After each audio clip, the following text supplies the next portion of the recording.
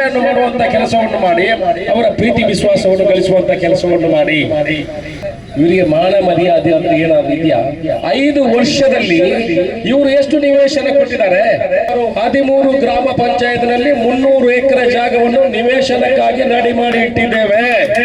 ದಿವಸಗಳಲ್ಲಿ 6 ತಿಂಗಳಲ್ಲಿ ನಾವು ಸುಮಾರು 2,000 ಜನರಿಗೆ ನಿವೇಶನವನ್ನು ಕೊಡುವಂತಹ ಕೆಲಸವನ್ನು ಮಾಡ್ತೇವೆ. ಕರ್ನಾಟಕದಲ್ಲಿ ಇತಿಹಾಸವನ್ನು ಸೃಷ್ಟಿ ಮಾಡುವಂತ ಕೆಲಸವನ್ನು ಮಾಡ್ತೇವೆ. ಇಲ್ಲಿ ಉತ್ತರ ಆ ಜನರೇ ಕೊಡಬೇಕು. ಒಂದು ಕಡೆ ಆದ್ರೂ ನಿವೇಶನವನ್ನು ಕೊಡುವಂತಹ ಕೆಲಸವನ್ನು ಮಾಡಿದಾರ. ಇವರ ಊರಿನಲ್ಲಿ 2.5 ಎಕರೆ ಜಾಗ ನಿಗದಿ ಮಾಡಿ ನಿವೇಶನಕ್ಕಾಗಿ ನಿಗದಿ ಮಾಡಿ 3 ವರ್ಷ ಆಯ್ತು. ಯಾಕೆ ಇವತ್ತಿನೊಳಗೆ ನಾನು ಮೊನ್ನೆ ಹೋಗುವಾಗ ಅಲ್ಲಿ ಹುಡುಕಿ 3-4 ಜನ ನಮಗೆ ಸರ್ ನಮ್ಗೆ ನಿವೇಶನ ಇಲ್ಲ ಅಂತ ಹೇಳಿದಾಗ ನಾನು RI ಮತ್ತೆ BA ಅನ್ನು ಕಳಿಸಿ ಹುಡುಕಿ ನೋಡುವಾಗ 2 ವರ್ಷದ ಹಿಂದೆನೆ 2.5 ಎಕರೆ ಜಾಗ ನಿಗದಿ ಮಾಡಿದ್ದಾರೆ ನಿವೇಶನಕ್ಕಾಗಿ.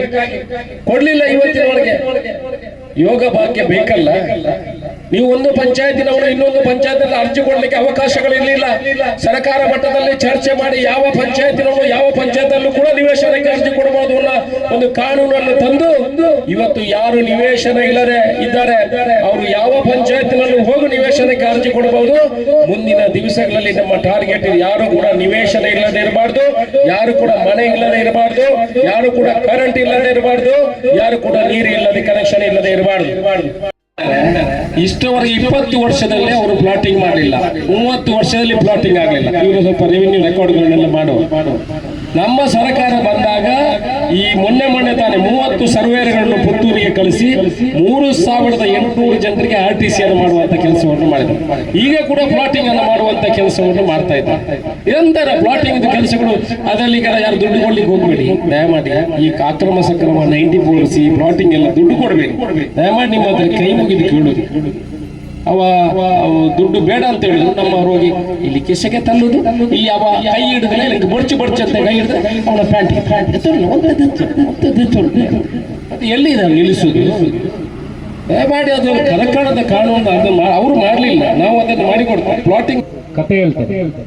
ಮೊನ್ನೆ ನಾನು ಇಲ್ಲೇ ನಮ್ಮ ಎಲ್ಲ ಪ್ರಮುಖರು ಹೇಳಿದ್ರು ಹೇಗೆ ಅವರ ಸುಳ್ಳಿಗೆ ಉತ್ತರ ಕೊಡಬೇಕಾ, ಎಲ್ರಿಗೂ ಸುಳ್ಳು ಅಂತ ಗೊತ್ತಿದೆ ಮಾಡಿದ್ರೆ ಅವರಿಗೂ ಕೂಡ ಅಲ್ಲಿ ಕೆಲಸ ಸಿಗುವಂತದ್ದಾಗ್ತದೆ. ಈ ತರ ಉದ್ಯೋಗವನ್ನು ಸೃಷ್ಟಿ ಮಾಡುವಂತಹ ಕೆಲಸವನ್ನು ನಾವು ಮಾಡ್ತಾ ಇದ್ದೇವೆ. ಉಪ್ಪಿನ ಅಂಗಡಿಯಲ್ಲಿ ನೋಡಬಹುದು. ನಾವೀಗ ಪ್ರಯಾಗ ಅಂತ ಉತ್ತರ ಭಾರತಕ್ಕೆ ನಾವು ಹೋಗ್ತೀವಿ ಪುಣ್ಯ ಸ್ನಾನ ಮಾಡ್ಲಿಕ್ಕೆ. ನಮ್ಮ ಉಪ್ಪಿನ ಅಂಗಡಿಯಲ್ಲಿ ಇಲ್ವಾ? ಫಸ್ಟ್ ಕ್ಲಾಸ್ ಅಲ್ಲಿ ಪುಣ್ಯಕ್ಷೇತ್ರ 2 ನದಿಗಳು ಸೇರುವಂತಹ ಜಾಗ. 352 ಕೋಟಿ ರೂಪಾಯಿಯಲ್ಲಿ ಉಪ್ಪಿನಂಗಡಿಯನ್ನು ಅಭಿವೃದ್ಧಿ ಮಾಡುವಂತಹ ಕೆಲಸವನ್ನು ಮಾಡ್ತೇವೆ. ಇವರಿಗೆ ಇದನ್ನೆಲ್ಲ ನೋಡಿ ತಡ್ಕೊಳ್ಲಿಕ್ಕೆ ಆಗಲಿಲ್ಲ. ನಿಜ ಮರಳು ಬತ್ತಲಿಗೆ ಹಾಕೊಂಡು ಪುರಿ ಬಿಡ್ತಿಲ್ಲ ತಿರುಮುಣೆ ಇದು ಪುರಿ ಎಟ್ಟಿಲ್ಲ. ಎಂತ ಮಾಡುದು ಅಂತ ಇವರಿಗೆ ಇದನ್ನು ನಮ್ಮನ್ನು ಹೇಗೆ ಕಟ್ಟಿ ಹಾಕುದು ಅಂತ ಹೇಳಲಿಕ್ಕೆ ಆಗುದಿಲ್ಲ. ನಾವೀಗ ಇಷ್ಟು ಒಂದು ವಾರದಿಂದ ಇವರ ಸುಳ್ಳಿಗೆ ಉತ್ತರವನ್ನು ಕೊಡ್ತಾ ಇದ್ದೇವೆ. ಒಬ್ಬ ಮಗಾದ ತುಟಿ ಬಿಚ್ಚಿದಾರ ಕೆಲವರು ತಾನೆ ಬೆಚ್ಚ 6 ಪಾತ್ರೆ ಈಗಲೇ ತಾಯಿ ನಮ್ಮ ಈ BJP ಸೈತಿದ್ ಗೊತ್ತು ದಾದಾಗ ಅವರೊಳಗೆ ಯಾರಿಗೆ ಸರಿ ಇಲ್ಲ. ಅವರೊಳಗೆ ಅವರೇ ಕತ್ತಿ ಮಾಸಿಡ್ತಾ ಇದ್ದಾರೆ. ಅವರ ಪಕ್ಷಕ್ಕೆ ಕಾಂಗ್ರೆಸ್ ವಿರೋಧ ಬೇಡ. ನಾವು ಅವ್ರಿಗೇನು ಜೋರು ಮಾಡ್ಲಿಕ್ಕೆ ನಾವೇನು ಅವ್ರಿಗೇನು ಹೇಳಲಿಕ್ಕೆ ಹೋಗುದಿಲ್ಲ. BJP ಸುಳ್ಳು ಹೇಳಬೇಡಿ ಅಂತ ನಮಗೆ ಜನ ಆಶೀರ್ವಾದ ಮಾಡಿದ್ದಾರೆ. 2 ವರ್ಷ ಆಗಿದೆ. ನಾವು ಮಾಡುವಂತ ಕೆಲಸವನ್ನು ನಾವು ಮಾಡ್ತಾ ಇದ್ದೇವೆ. ಇನ್ನು 3 ವರ್ಷ ಅಭಿವೃದ್ಧಿ ಮಾಡಿ ತೋರಿಸ್ತೇವೆ. ನಮ್ಮನ್ನು ಬಿಡಿ ಸ್ವಾಮಿ, ಬಿಡಿ. ನಮ್ಮಷ್ಟಿಗೆ ನಾವು ಕೆಲಸ ಮಾಡ್ತೇವೆ. ಅವರಿಗೆಲ್ಲ ನಮ್ಮನ್ನು ಈಗ ಅಡ್ಡ ಕಟ್ಟದಿದೆ. ಈ ತರ ಬಿಟ್ಟುಕೊಂಡು ಹೋದ್ರೆ ನಾವು ಇನ್ನೂ ಮಾಡಿ ಅವರ ಜೋಬ್ ಎಲ್ಲ ಖಾಲಿ ಆಗ್ತದಲ್ಲ.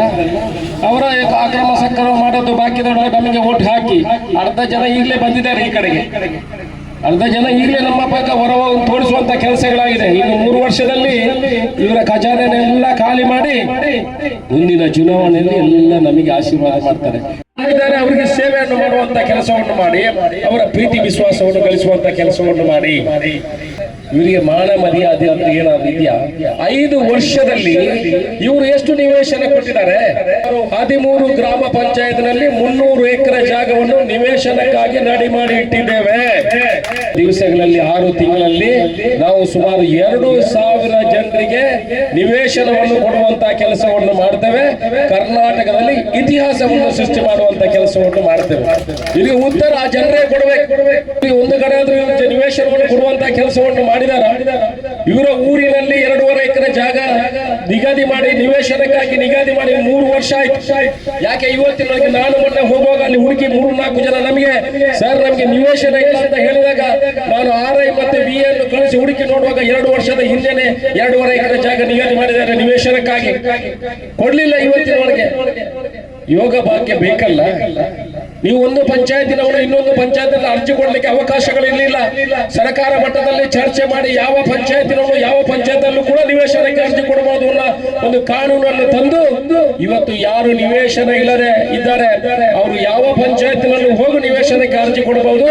ಮುಂದಿನ ದಿವಸಗಳಲ್ಲಿ ನಮ್ಮ ಟಾರ್ಗೆಟ್ ಯಾರು ಕೂಡ ನಿವೇಶನ ಇಲ್ಲದೆ ಇರಬಾರ್ದು, ಯಾರು ಕೂಡ ಮನೆ ಇಲ್ಲದೆ ಇರಬಾರ್ದು, ಯಾರು ಕೂಡ ಕರೆಂಟ್ ಇಲ್ಲದೆ ಇರಬಾರ್ದು, ಯಾರು ಕೂಡ ನೀರು ಇಲ್ಲದೆ ಕನೆಕ್ಷನ್ ಇಲ್ಲದೆ ಇರಬಾರ್ದು. ನನಗೆ ಇವತ್ತು ಭಾರಿ ಸಂತೋಷ ಆಗಿದೆ. ನಮ್ಮ ವಲಯ ಅಧ್ಯಕ್ಷರು ಮತ್ತೆ ನಿಮ್ಮ ಇಲ್ಲಿ ಬೂತ್ ಅಧ್ಯಕ್ಷರುಗಳೆಲ್ಲ ಸೇರಿ ಇಷ್ಟು ಜನವನ್ನು ಸೇರಿಸಿದ್ರಲ್ಲ. ಮುಂದಿನ ಸಮಯ MS ಮೊಹಮ್ಮದ್ ಹೇಳಿದಾಗೆ ಪಂಚಾಯತ್ ನಮ್ದೇ ಸಾಕಾಗಿದೆ ಅವ್ರಿಗೆ. ನೀವು ಬೇಕಿದ್ರೆ ನೋಡಿ, ನಾನು ನಮ್ಮ ಕಾರ್ಯಕರ್ತರ ಹತ್ರ ಹೇಳುವಂಥದ್ದು ಇಷ್ಟೇ, ಒಳ್ಳೆ ಕೆಲಸ ಮಾಡಿ, ಹೆಲ್ಪ್ ಮಾಡಿ, ಸಹಾಯ ಮಾಡಿ. ನಿಮ್ಮ ಶಾಸಕರಿದ್ದಾರೆ, ನಾವು ಯಾವತ್ತು ಇವರ ತರ ನೀನು ಬಿಜೆಪಿಯ ನೀನು ಕಾಂಗ್ರೆಸ್ ಯಾವ ಧರ್ಮ ಯಾವ ಜಾತಿ ಅಂತ ನೋಡುವುದಿಲ್ಲ. ಈ ಭಾಗದ ಹೊಡೆದು ಅಕ್ರಮ ಸಕ್ರಮ ಮಾಡಿಕೊಟ್ಟಿದ್ದೇವೆ ನಾವು. ಕಾಂಗ್ರೆಸ್ನವ್ರದ್ದು ಮಾಡ್ತೇವೆ, ಬಿಜೆಪಿ ಅವ್ರದ್ದು ಮಾಡ್ತೇವೆ, STP ಇದ್ರೆ ಮಾಡ್ತೇವೆ, ಜನತಾದಳ ಯಾರು ಇದ್ರು ನಾವು ಅವನ ಜಾತಿ ಧರ್ಮ ಪಕ್ಷ ಯಾವತ್ತೂ ಕೇಳುವುದಿಲ್ಲ. ಯಾಕಂತ ಹೇಳಿದ್ರೆ ನಾವು ಅವರ ಕೆಲಸವನ್ನು ಮಾಡುವ ಮುಖಾಂತರ ಅವರ ಸೇವೆಯನ್ನು ಮಾಡೋ ಮುಖಾಂತರ ಪ್ರೀತಿ ವಿಶ್ವಾಸದಿಂದ ಅವರನ್ನು ಗೆಲ್ಲುವಂತ ಕೆಲಸ ಮಾಡ್ತೇವೆ. ಮುಂದಿನ ಚುನಾವಣೆಯಲ್ಲಿ ಅವರು ನಮ್ಮ ಪರವಾಗಿ ಮತವನ್ನು ಹಾಕ್ತಾರೆ. ಸುಮಾರು 20-30% ಜನ ಸಮಾನ ಮನಸ್ಕರು ಇದ್ದಾರೆ. ಅವರಿಗೆ ಬಿಜೆಪಿ ಆಗ್ತದೆ, ಕಾಂಗ್ರೆಸ್ ಆಗ್ತದೆ, ಯಾರು ಉದ್ಯಮ ಯಾರು ಒಳ್ಳೆಯ ಕೆಲಸ ಮಾಡ್ತಾರೆ, ಯಾರು ಅಭಿವೃದ್ಧಿ ಮಾಡ್ತಾರೆ, ಅವರು ಆ ಪಕ್ಷದ ಪರವಾಗಿ ಆ ಮತವನ್ನು ಹಾಕುವಂತ ಕೆಲಸ ಮಾಡ್ತಾರೆ. ಇವರಿಂದ ನಾವು ಗೆದ್ದು ಬರುವಂತ ಕೆಲಸಗಳು ಆಗ್ಬೇಕು. ನಮಗೆ ಅಧಿಕಾರವಾಗಿ ಅಭಿವೃದ್ಧಿ ಕೆಲಸಗಳನ್ನು ಎಷ್ಟೋ ಮಾಡಿದ್ದೇವೆ. ಅದರ ಬಗ್ಗೆ ನಮ್ಮ ಪ್ರಮುಖರು ಹೇಳಿರ್ಬೋದು. ಇವತ್ತು ಇದು ನಮ್ಮ ಮೆಡಿಕಲ್ ಕಾಲೇಜ್ ಆಗಿರುವಂತದ್ದು ನಿಮ್ಮ ಪಕ್ಕದ ಭಾಗದಲ್ಲಿ ಕೊಯ್ಲದಲ್ಲಿ ಪಶುವೈದ್ಯಕೀಯ ಕಾಲೇಜು ನೀವು ನೋಡಿರ್ಬೋದು. ಎಷ್ಟು ಒಳ್ಳೆಯ ಬಿಲ್ಡಿಂಗ್ ಇದೆ. 5 ವರ್ಷದಲ್ಲಿ ಸ್ವಾಮಿ 4 ಇಂಚು ಧೂಳು ಹಿಡಿತಾ ಇತ್ತು. ಇವರಿಗೆ ಅದನ್ನು ಸರಿ ಮಾಡ್ಲಿಕ್ಕೆ ಆಗ್ಲಿಲ್ವಾ? ಯೋಗ್ಯತೆ ಇದೆಯಾ ಇವರಿಗೆ?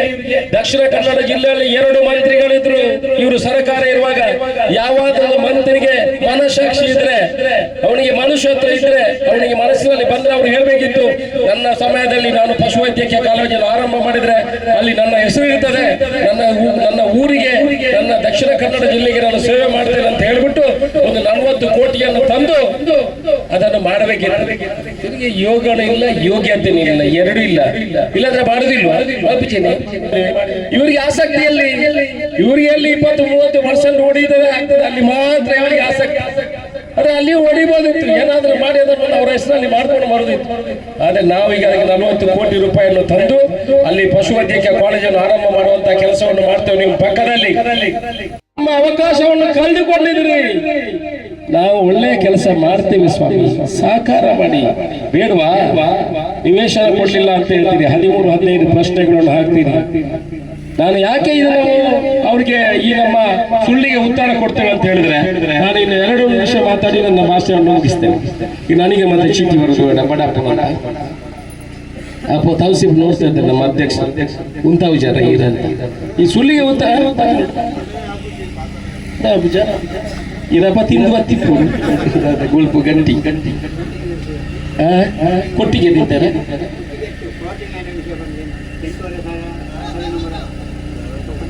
ಈರೆಗೆ ಕೊರಡಿತ್ತು ಮೈಕ್ಕಿದ್ದೆ ಏನು ಪಾತಾರ್ನಕ್ಕೆ ನಾನು 1 ಗಂಟೆ ಉಂಟು ಅಣ್ಣ. ಅಕಲ ಬಡವಳ ಎಲ್ಲ ಬಡವಳ ಒಟ್ಟಿಗೆ ಒಂದು ನಮ್ಮ ಚೂಣಿಯಲ್ಲಿ ಇರುವವರು ಬಿಜೆಪಿಯವರು. ಮೊನ್ನೆ ನಾನು ಅಲ್ಲಿ ನೋಡ್ತಾ ಇದ್ದೆ, ಒಂದು ಪ್ರತಿಭಟನೆ ನಡೀತಾ ಇದ್ರು. ಅದರಲ್ಲಿ ಕೂತವರು ಎದುರುಗಡೆ ಎಲ್ಲ ಕೂತವರು ಎಲ್ಲ 2,000 ರೂಪಾಯಿ ತಗೊಂಡವರು. ಇಲ್ಲಿ 2,000 ರೂಪಾಯಿ ತಗೊಳ್ಳುದು, ಅಲ್ಲಿ ಹೋಗಿ ಅಲ್ಲ ಮಾಡಿ. ನಾವು ಬಿಜೆಪಿ ಕಾಂಗ್ರೆಸ್ ಅಂತ ಅದು ಸುಳ್ಳು ಮಾಡಿಬೇಡಿ ಸ್ವಾಮಿ. ಅವ್ರಿಗೆ ಹಕ್ಕಿದೆ ತಗೊಳ್ಳೋದು. ನಾನು ಅವ್ರಿಗೆ ಬಿಜೆಪಿ ಅವರಿಗೆ ತಗೊಳ್ಳಿಕ್ಕೆ ಹಕ್ಕಿಲ್ಲ ಅಂತ ಹೇಳೋದಿಲ್ಲ. ಬಿಜೆಪಿ ಅವರು ತಗೊಳ್ಬೇಕು, ಬಾಕಿ ಪಕ್ಷ ಕಾಂಗ್ರೆಸ್ನವರು ತಗೋಬೇಕು. ಯಾರು ಹೇಳಿದ್ರೆ ಎಲ್ಲ ತಗೊಳ್ಳಿ. ಅದನ್ನು ದೂಷಿಸುವಂತ ಕೆಲಸವನ್ನು ಯಾಕೆ ಮಾಡ್ತೀರಾ? ಸುಳ್ಳು ಯಾಕೆ ಹೇಳ್ತೀರಾ? ನಾವು ಬಿಜೆಪಿ ಅವರಿಗೆ ಬೇರೆ ಏನು ಹೇಳುದಿಲ್ಲ. ನೀವು ನಿಮ್ಮ ಕೆಲಸ ನಿಮ್ಮ ಅಭಿವೃದ್ಧಿಯನ್ನು ತೋರಿಸಿ. ನೀವು 5 ವರ್ಷ ನಿಮಗೆ ಜನ ಅವಕಾಶ ಕೊಟ್ಟಿದ್ದಾರೆ, ನೀವು ಎಷ್ಟು ಕೆಲಸ ಮಾಡಿದ್ರಿ? ನಾವು 5 ವರ್ಷದಲ್ಲಿ ಎಷ್ಟು ಕೆಲಸ ಮಾಡ್ತೀವಿ? ಯಾರಿಗೆ ಎಷ್ಟು ಮಾರ್ಕ್ಸ್ ಇದೆ ಅವರಿಗೆ ಓಟ್ ಹಾಕಿ. ನಾವು ತಪ್ಪು ಕೆಲಸ ಮಾಡಿದ್ರೆ ನಮಗೆ ಓಟ್ ಹಾಕಬೇಕು. ನಾವು ಅವರ ಪರ್ಸನಲ್ ವಿಚಾರದಲ್ಲಿ ಯಾವುದನ್ನು ನಾವು ಮಾತಾಡ್ಲಿಕ್ಕೆ ಹೋಗುದಿಲ್ಲ. ನಿಮಗೆ ಕೆಲವು ವಿಚಾರಗಳಿಗೆ ಸಂಗತಿಗಳು ನಿಮಗೆ ಗೊತ್ತಿರಬಹುದು ಪೇಪರ್. ನಾವು ಯಾವತ್ತೂ ಕೂಡ ಅದರ ಬಗ್ಗೆ ಯಾವ ಭಾಷಣದಲ್ಲೂ ಕೂಡ ಉಲ್ಲೇಖ ಮಾಡಿಲ್ಲ, ನಾವು ಮಾಡುವುದೂ ಇಲ್ಲ. ಇದೇ ಪರಿಸ್ಥಿತಿಯಲ್ಲಿ ನಮ್ಮವರು ಇರ್ತಾ ಇದ್ರೆ ಯಾವ ರೀತಿ ಗುರ್ತಾ ಇದ್ರು ಅಂತ ನೀವು ತಿಳ್ಕೊಳ್ಳಿ. ನಾವು ಅಷ್ಟು ಕೀಳು ಮಟ್ಟಕ್ಕೆ ಹೋಗುದಿಲ್ಲ. ಒಬ್ಬರ ಪರ್ಸನಲ್ ವಿಷಯದಲ್ಲಿ ನಾವು ರಾಜಕೀಯ ಮಾಡ್ಲಿಕ್ಕೆ ಹೋಗುದಿಲ್ಲ. ಎಷ್ಟೋ ವಿಚಾರಗಳು ಮಾಡಬಹುದು. ನಾವು ಅದನ್ನು ನಾವು ಅಭಿವೃದ್ಧಿ ಮಾತ್ರ. ನಮ್ಮ ಮನೆ ಮಕ್ಕಳನ್ನು ನಾವು ತಂದೆ ತಾಯಿ ಈ ಮಹಿಳೆಯರು ಅವರಿಗೆ ಊಟ ಇಲ್ಲಂದ್ರೆ ಪರವಾಗಿಲ್ಲ, ಅವ ಮಗ ಆ ಮಗಳು ಚೆನ್ನಾಗಿ ಕಲಿಬೇಕು, ಅವರ ಫೀಸನ್ನು ಕಟ್ಟಿಕೊಂಡು ನಮ್ಮ ಮನೆಗೆ ದಾರಿ ದೀಪ ಆಗ್ಬೇಕು ಅನ್ನೋ ದೃಷ್ಟಿಕೋನ ದೊಡ್ಡ ಮಕ್ಕಳನ್ನು ದೊಡ್ಡದು ಮಾಡ್ತೇವೆ. ಅವರನ್ನು ಯಾರು ಪ್ರಚೋದನೆ ಮಾಡಿ ಎಲ್ಲೆಲ್ಲ ಕಳಿಸ್ತಾರೆ, ಯಾರ ಮಗಳು ಸಾಯುವುದು, ಯಾರ ಮಗಳು ಸಾಯುವುದು. ನಮಗೆ ಅದು ಬೇಡ. ನಮ್ಮ ಮಕ್ಕಳಿಗೆ ಉದ್ಯೋಗ ಆಗ್ಬೇಕು. ಇವತ್ತು ಮೆಡಿಕಲ್ ಕಾಲೇಜ್ ಬಂದ್ರೆ ಏನಾಗ್ತದೆ, ಒಂದು 7-7.5 ಸಾವಿರ ಜನರಿಗೆ ಕೆಲಸ ಆಗ್ತದೆ, ಉದ್ಯೋಗ ಸೃಷ್ಟಿ ಆಗ್ತದೆ. ನಮ್ಮೆಲ್ಲ ಸರಿಯಾದ ನಮ್ಮ ಹತ್ರ ಮೆಡಿಕಲ್ ಕಾಲೇಜ್ ಇದೆಯಾ?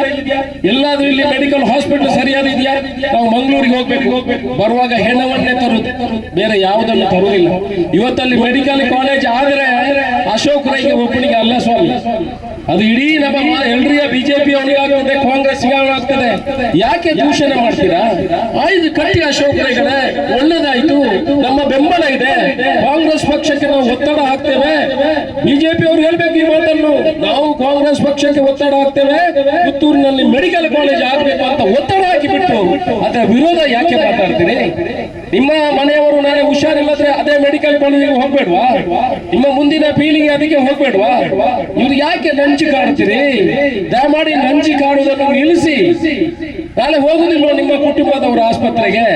ಅದರ ಹೆಸರು ಅಶೋಕ್ ರೈ ಹೆಸರಲ್ಲಿ ಬರೆದಾಗಿದೆ. ಇನ್ನು 100 ಅಲ್ಲ, ಇನ್ನು 500 ವರ್ಷಗಳು ಹೋದ್ರು ಪುತ್ತೂರಿಗೆ ಮೆಡಿಕಲ್ ಕಾಲೇಜ್ ತಂದದ್ದು ಅದು ಅಶೋಕ್ ರೈ ಕಾಂಗ್ರೆಸ್ ಸರ್ಕಾರ.